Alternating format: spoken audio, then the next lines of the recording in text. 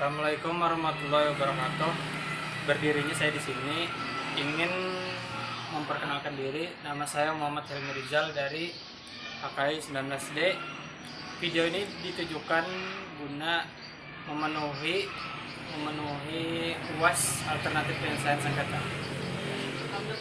Baik, langsung saja saya akan menyampaikan poin-poin utamanya saja dari beberapa tema. Tema yang pertama yaitu perjanjian dan penerapan klausul arbitrase. Klausul arbitrase adalah sesuatu ketentuan klaus yang tercantum di dalam kontrak dagang atau perjanjian lainnya, bahwa apabila di kemudian hari timbul suatu sengketa yang berkenaan dengan perjanjian tersebut, maka penyelesaiannya diserahkan atau dilakukan secara arbitrase. Klausul ini dibuat sebelum munculnya sengketa dan menyatakan bahwa apabila di kemudian hari muncul perselisihan di antara pihak-pihak yang melakukan perjanjian, penyelesaiannya adalah melalui arbitrase. Misalnya, dua perusahaan memutuskan bekerja sama. Klausul arbitrase dapat ditulis apabila kedua belah pihak telah bersepakat. Selanjutnya poin kedua yaitu kewenangan arbitrase. Kewenangan arbitrase yaitu jurisdiksi atau kewenangan hukum adalah isu yang penting di dalam arbitrase. Isu inilah yang pertama-tama akan lembaga arbitrase, mahkamah arbitrase atau majelis arbitrase angkat sebelum memeriksa dan memutus sesuatu sengketa. Suatu badan arbitrase yang memutuskan bahwa ia memiliki jurisdiksi akan menentukan kelanjutan dari sesuatu sengketa. Sebaliknya, ketika badan arbitrase memutuskan bahwa ia tidak memiliki kewenangan, maka ia akan segera menolak dan memeriksa sengketa itu. Selanjutnya poin ketiga atau tema ketiga yaitu syarat beracara di arbitrase dan syarat arbiter dan hak ingkar.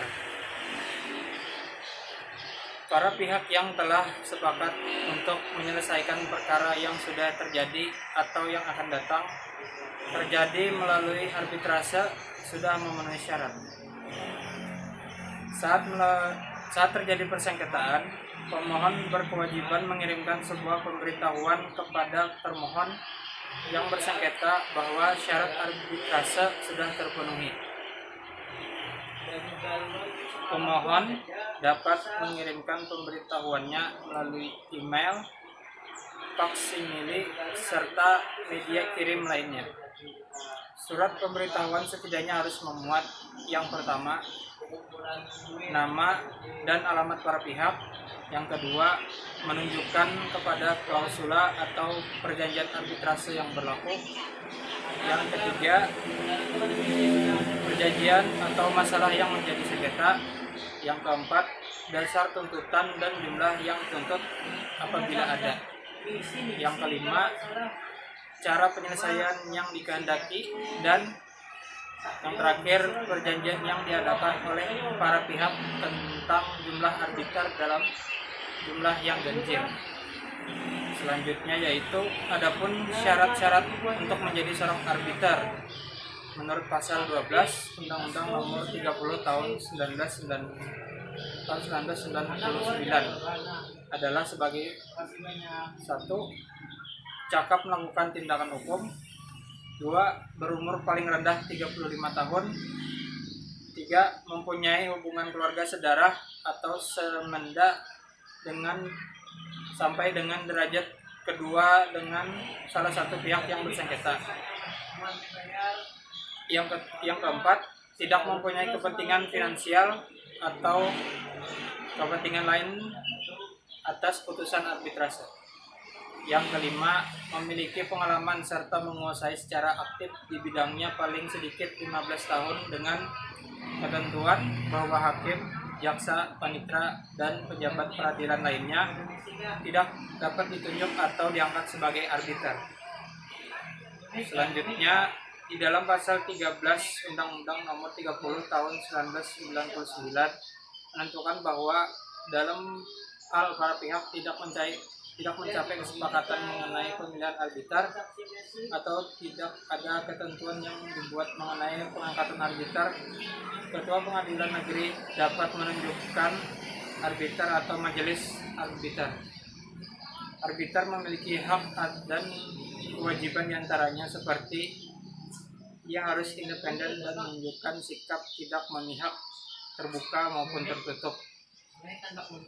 Yang kedua, hak yang menyampaikan kepada para pihak dan tentunya kepada lembaga atau institusi di mana ia terdaftar agar setiap fakta dan keadaan yang mungkin akan menimbulkan keraguan atas independen dan ketidakpihakannya yang mungkin timbul dalam ucapan maupun pikiran para pihak yang bersengketa.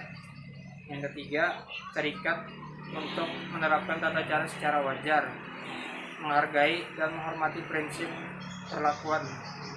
Yang keempat, menyelesaikan dan memberi putusan dalam waktu sesingkat-singkatnya dan sesuai jangka waktu yang telah ditetapkan. Yang kelima, memelihara konfidensialitas para pihak dan juga memberi diterbitkan keputusannya. Selanjutnya, hak ingkar dalam arbiter. Yang pertama, terhadap arbiter dapat diajukan tuntutan ingkar apabila terjadi cukup alasan dan cukup bukti otentik yang menimbulkan keraguan bahwa arbiter akan melakukan tugasnya tidak secara bebas atau akan berpihak dalam mengambil putusan. Yang kedua, tuntutan ingkar terhadap seseorang arbiter dapat pula dilaksanakan apabila terbukti adanya hubungan kekeluargaan, keuangan, atau pekerjaan. Yang tema keempat yaitu acara yang berlaku di hadapan majelis dan pemeriksaan dan pembuktian. 3. Selanjutnya, tema yang keempat yaitu acara yang berlaku di hadapan majelis dan pemeriksaan dan pembuktian. Acara yang berlaku di hadapan majelis arbitrase terbagi menjadi dua bagian dan terdiri dari beberapa pasal.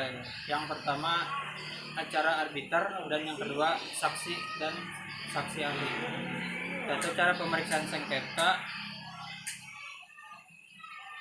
arbitrase meliputi semua pemeriksaan sengketa dilakukan secara tertutup. Bahasa yang digunakan yaitu bahasa Indonesia kecuali atas persetujuan arbiter.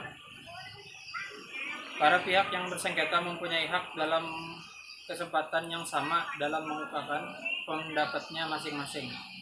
Para pihak yang bersengketa dapat diwakili oleh kuasanya dengan surat kuasa khusus. Pihak ketiga di luar perjanjian arbitrase dapat turut serta dan menggabungkan diri dalam proses penyelesaian sengketa melalui arbitrase dengan syarat terdapat unsur kepentingan yang terkait. Keturutsertaan disepakati oleh para pihak yang bersengketa dan disetujui oleh arbiter atau majelis arbitrase. Proses pembuktiannya dalam pemeriksaan sengketa arbitrase yaitu pembuktian melalui alat-alat bukti oleh para pihak, dapat pembuktian dengan saksi atau saksi ahli. Yang poin kelima atau tema 5 yaitu produk arbitrase, binding opinion dan putusan.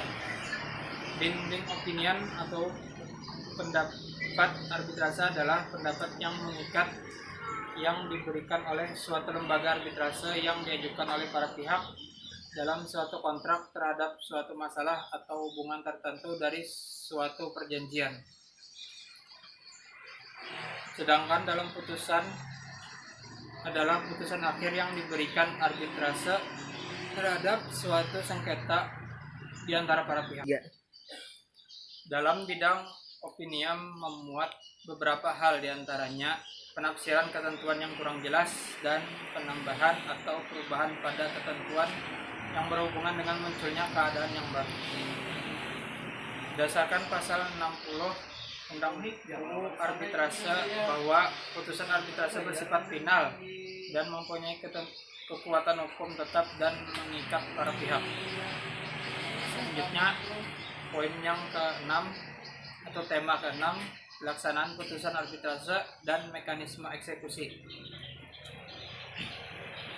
Tindakan eksekusi atau melaksanakan putusan arbitrase adalah suatu tindakan hukum yang dilakukan secara paksa terhadap pihak yang kalah dalam penyelesaian sengketa melalui lembaga arbitrase. Biasanya, tindakan eksekusi ini terjadi apabila dalam sengketa pihak tergugat atau termohon yang menjadi pihak yang kalah tidak bersedia melaksanakan putusannya, sehingga kedudukannya menjadi pihak tereksekusi.